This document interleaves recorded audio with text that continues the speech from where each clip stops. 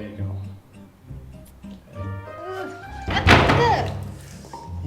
അർജന്റാ? എന്നാ പല്ലേക്കാം.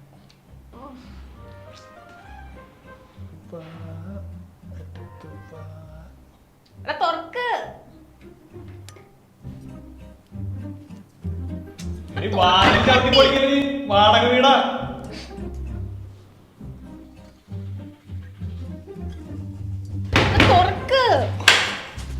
പ്രതിസന്ധികളെ ചിരിച്ചുകൊണ്ട് നേരിടണം. നമുക്ക് പല ആഗ്രഹങ്ങളും പിടിച്ചു നിർത്താനുള്ള മനക്കെട്ടി ഉണ്ടായിരിക്കണം. പ്രതിസന്ധികളെ ചിരിച്ചുകൊണ്ട് നേരിടണം.